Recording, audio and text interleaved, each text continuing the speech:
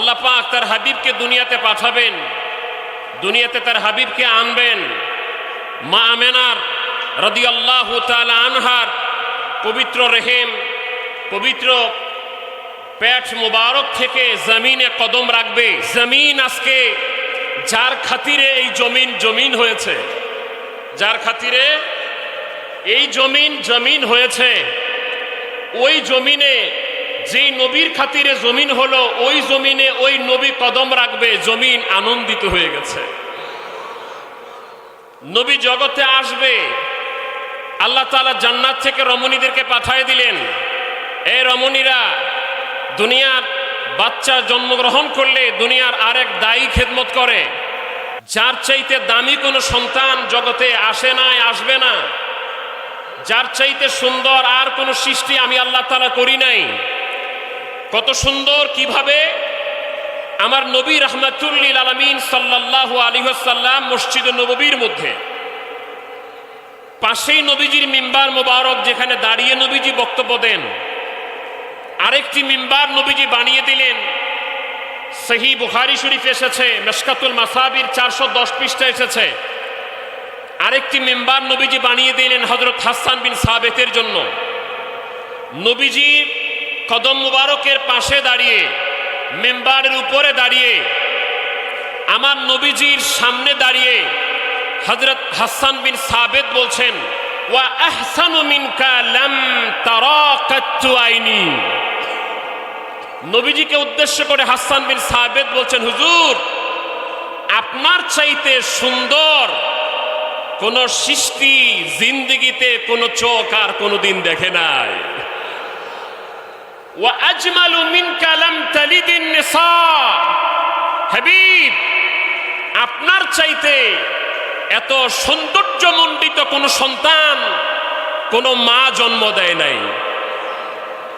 ইন্নাকা উলিদতা মুবাররাআম মিন কুল্লি আইবিন। হাবিব, আপনি যখন জন্মগ্রহণ করেছেন, আপনি পৃথিবীতে আগমন করেছেন, আপনাকে সৃষ্টি করা হয়েছে, আপনাকে পৃথিবীতে পাঠানো হয়েছে সমস্ত দোষ ত্রুটি থেকে মুক্ত করে।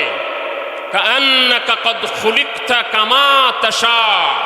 হাবিব, আপনার বডি স্ট্রাকচার, আপনার গঠন শৈলী, আপনার সৃষ্টির সৌন্দর্য, আমার মনে হয় আপনি ওয়াদা দিয়া আমার আল্লাহর কাছ থেকে যেমনে মন চাইছে ওই রকম করে বানিয়ে নিয়েছেন। ওই নবীজি, যার চাইতে সুন্দর আর কেউ নাই, যার খাতিরে জমিন পয়দা হলো। আমি এবার কমন কিছু প্রশ্ন করব, আপনারা সাথে উত্তর দিয়েন। বলেন, জমিন সৃষ্টি হয়েছে কার খাতিরে? সবাই বলেন। আসমান সৃষ্টি হয়েছে কার খাতিরে? জান্নাত সৃষ্টি হয়েছে কার খাতিরে? আল্লাহ হাবিব বলেছেন কাকে? আল্লাহ তাআলা মেরাজ করিয়েছেন কাকে? আমার আল্লাহ সরাসরি দিদার দিয়েছেন কাকে? কিয়ামতের দিন হামদের পতাকা, প্রশংসার পতাকা থাকবে কার হাতে? কিয়ামতের দিন সর্বপ্রথম সুপারিশ করবে কে? কিয়ামতের দিন যিনি কথা না বললে আমার আল্লাহ আর কারো কথা শুনবে না, তিনি কে? এভাবেই যদি আমরা নবীর প্রশংসা করতে চাই, শেষ তো হবে না। আমার আল্লাহ নিজে প্রশংসা করছে। আমার আল্লাহ পাক বলছেন, দুনিয়ার মানুষ শোনো, আমি আল্লাহর বিধান হচ্ছে, ওয়ারফা'না লাকা যিকরাক। হাবিব আমার, দুনিয়ার কোন মানুষ আপনার শান, আপনার মান কত তুলে ধরলো? দুনিয়ার মানুষ আপনার কতটা প্রশংসা করলো? দুনিয়ার মানুষ আপনাকে কে কত বড় বলল? আপনার গুণগান কে কতটুকু করলো? সেটা তাদের ব্যাপার, কিন্তু আমি রব, আমি মালিক, আমি আল্লাহ রাব্বুল আলামিন, আমি আপনাকে সৃষ্টি করেছি।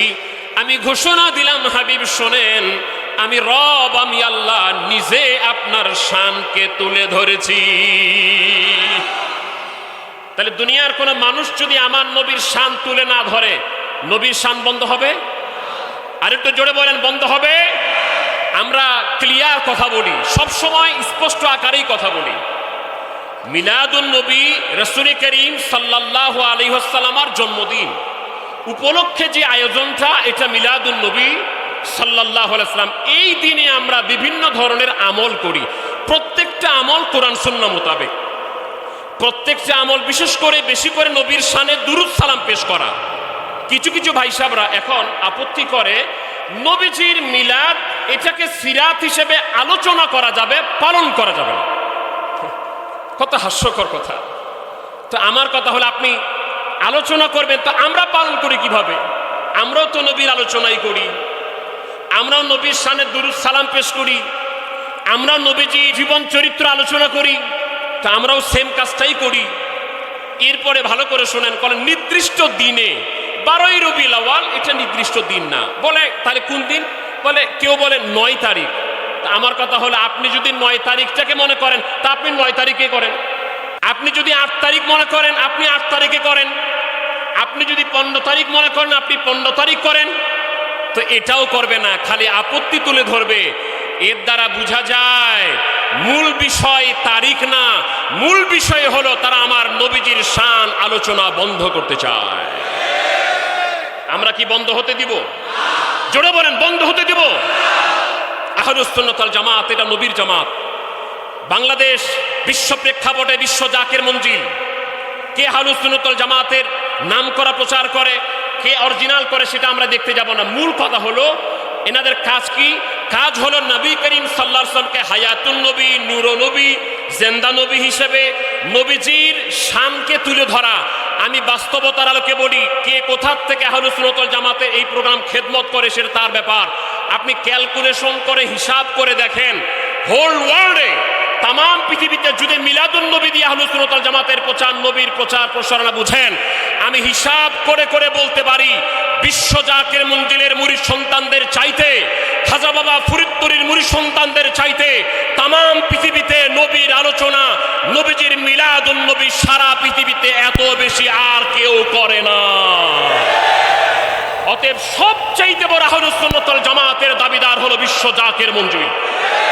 ভাইরা আমার, এই কাজকে, বেগবান কাজকে যদি এখন বন্ধ করে দেওয়ার জন্য, আমি কাউকে ইন্ডিকেট করে বলছি না, সাপোজ বলছি, আমাদের দেশের জাতীয় মসজিদ থেকে যদি বলা হয় মিলাদুন নবী করা যাবে না, এটা বিদআত, আমি স্পষ্ট আকারে জানিয়ে দিতে চাচ্ছি, আপনি একটা দেশের জাতীয় মসজিদ থেকে বলছেন এখন 1400 বছর 1500 বছর পরে বিদআত। আপনি শুনে রাখেন, একটা দেশের জাতীয় মসজিদ থেকে বিদআত নাজায়েজ বললে তো হবে না ভাই। तमाम পৃথিবীর আলেমরা, মুহাদ্দিস, মুফাসসির, মুফতি, ইসলামী জগৎ যাদেরকে तमाम বিশ্ব জগতের ইমাম মানিয়েছেন, তারাই তো আপনার চাইতে শত শত বছর আগেই এটাকে জায়েজ, মুস্তাহাব, মুস্তাহসান ফতোয়া দিয়ে গেছেন। নতুন করে কোনো জাতীয় মসজিদের ইমাম সাহেবের ফতোয়া দরকার নাই।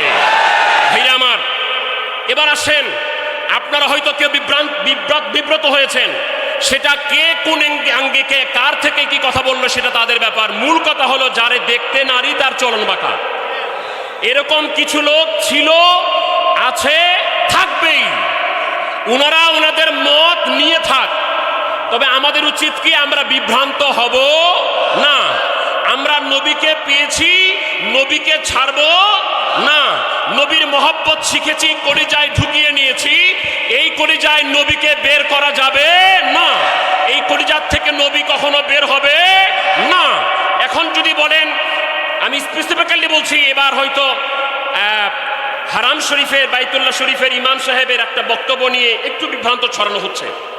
যদি তিনি বলেন নজদের, সৌদি আরবের ওয়াহাবি আকীদায় বিশ্বাসী তাদের প্ররোচনায় প্ররোচিত হয়ে মিলাদুন নবীর বিরুদ্ধে ফতোয়া দেন, অথবা ইঙ্গিত করে এটাকে অন্যভাবে বলেন, আমি আপনাকে বলি, সসম্মানে বলি, আপনি যদি বিরুদ্ধে ফতোয়া দেন এটা আমাদের কিচ্ছু যায় আসে না। আপনার এলেম আপনি মাপেন, কিন্তু আমি স্মরণ করিয়ে দিতে চাচ্ছি, আপনার আগেও হারামাইন শরীফাইনের ইমাম ছিল, আপনার আগেও কাবা শরীফের মসজিদে ইমামতি করেছে, তিনি হাদিস মুখস্থ জানতেন 1 লক্ষ। আল্লামা মোল্লা আলী কারি রহমতুল্লাহ আপনার চেয়ে শত শত বছর আগেই মিলাদুন নবীর পক্ষে ফতোয়া লিখে গেছে, নতুন করে ফতোয়ার দরকার নাই। ভাইরা আমার, এগুলো নিয়ে আমরা কথা বলতে চেয়েছিলাম না, এগুলো নিয়ে বাকবিতণ্ড করা আমাদের উদ্দেশ্য ছিল না। কথাগুলি বললাম কেন? আমরা যেন নতুন করে ফিতনার মধ্যে না পড়ে যাই, নতুন কোন দিকে যেন দৌড় না দিয়ে যাই। কোন দিবস পালন করলে বলা হয় নির্দিষ্ট দিবস পালন করা যাবে না। এবার আল্লাহর কোরআনকে জিজ্ঞেস করি, আল্লাহর কোরআন আপনি কি বলছেন? কোন নির্দিষ্ট দিনে আমার আল্লাহ তাআলা কি কাউকে উদ্দেশ্য করে কিছু বলেছেন কিনা? আল্লাহ রাব্বুল আলামিন কুরআন মাজিদের সূরা মারইয়ামের 15 নম্বর আয়াতের মধ্যে উল্লেখ করছেন, ওয়া সালামুন আলাইহি ইয়াউমা উলিদা ওয়া ইয়াউমা ইয়ামুতু ওয়া ইয়াউমা ইউবআসু হাইয়্যা। আল্লাহ রাব্বুল আলামিন তার একজন নবী হযরত ইয়াহইয়া আলাইহিস সালামের উদ্দেশ্য করে বলছেন, ইয়াহইয়ার প্রতি আমি আল্লাহর পক্ষ থেকে সালাম। কোন দিন সালাম? প্রথম সালামটা আমার আল্লাহ পাক দিলেন আমার ইয়াহইয়া যেদিন জন্মগ্রহণ করেছে, আমি আল্লাহ পাক নিজে ইয়াহইয়া নবীকে সালাম দিয়েছি। আর নির্দিষ্ট করে জন্মদিনে, নবীর জন্মদিনে নবীকে সালাম দিলে দুরূদ শরীফ পড়লে বেদাতের গন্ধ আসে না? আমার আল্লাহ ইয়াহইয়া নবীর জন্মদিনে নবীকে সালাম দিচ্ছেন, উল্লেখ করে বলছেন তার জন্মদিনে সালাম দিলাম। আমার কথা হলো আমার নবী না হলে তো ইয়াহইয়ার নবীও হইতো না। ভাইরা আমার, আল্লাহ রাব্বুল আলামিন তার হাবিবকে জগতে পাঠাবেন, তার হাবিব জগতে আসবে। আল্লাহ পাক ক্ষেত্র তৈরি করে ফেললেন, আমার আল্লাহ রাব্বুল আলামিন মাঠ তৈরি করে ফেললেন। আমার আল্লাহ পাক আদম নবী থেকে শুরু করে ইয়াহইয়া নবী পর্যন্ত সব নবীকে দিকে ঘোষণা দেওয়াছেন আখেরি নবী জগতে আসবে, সেই নবী জগতে আসবে, সবাই তার জন্য রেডি হও, তার উপর ঈমান আনতে হবে, তার খেদমত করতে হবে। আল্লাহ রাব্বুল আলামিনের হাবিব যখন জগতে চলে এসেছেন, আমার আল্লাহ পাক মক্কাবাসীদেরকে উদ্দেশ্য করে বলছেন, লাকাদ জাআকুম রাসূলুম মিন আনফুসিকুম আজিজুন আলাইহি মা আনিতুম হারিসুন আলাইকুম বিল মুমিনিনা রাউফুর রহিম। এইভাবে আয়াত বাই আয়াত যদি আলোচনা করতে যাই ঘন্টার পর ঘন্টা দরকার। শেষ করে দিচ্ছি, মিলাদ শরীফ পড়লে, নবীজির জন্ম বৃত্তান্ত আলোচনা করলে নবী কেন জগতে আসছে এটা বোঝা যায়। নবীকে যারা পাইতে রাজি না, তারা নবীকে মানতেও রাজি না। আমার আগের বক্তারা বলেছেন নবীকে পেয়ে সবাই খুশি, আমিও বললাম খুশি। বেজার হয়েছিল শয়তান। কে হয়েছিল বেজার? তা আমরা বেজার না খুশি? আমরাও খুশি। তবে শেষ কথা, দয়াল নবীজি যা নিয়ে এসেছেন আমাদেরকে আল্লাহকে পাইয়ে দেওয়ার জন্য, আল্লাহকে চিনাই দেওয়ার জন্য যা নিয়ে এসেছেন, আমার আল্লাহ পাক বলছেন মা আতাকুমুর রাসূলু ফাকুযুহু ওয়া মা নাহাকুম আনহু ফান্তাহু। আমার নবী তোমাদেরকে যা দেয় সেটা নাও, যেটা নিষেধ করে সেটা বাদ দাও। সেই মদিনার তরিকায় দিয়েছেন খাজা বাবা ফরিদপুরি বিশ্ব জাকের মসজিদে। তিনি বলেছেন বাবা যেই দিক নির্দেশনা বিশ্ব জাকের মঞ্জিল থেকে দেওয়া হচ্ছে, বাবা যেই তরিকা আমি আপনাদেরকে দিচ্ছি, বাবা যেই কথা আমি আপনাদেরকে বলছি, এই কথা মতো যদি চলতে পারেন, বাবা আমি আপনাদেরকে দয়াল নবীর সাথে পরিচয় করায়া দিব। আমরা কে কে নবীকে চাই? হাত তুলে দেখান। কে কে নবীকে চাই? সবাই চাই। শেষ অনুরোধ, যেই দরবারে আসলে নবীকে পাওয়া যায়, যেই দরবারে আসলে আল্লাহকে পাওয়া যায়, तमाम দুনিয়াকে ছাড়তে পারি, तमाम দুনিয়াকে লাথি মারতে পারি, तमाम তন্ত্র মন্ত্রকে বাদ দিতে পারি, বিশ্ব জাকের মন্দির সত্য তরিকা খাজা বাবার কদম শেষ নিঃশ্বাস পর্যন্ত ছাড়তে রাজি না। কে কে রাজি আছেন?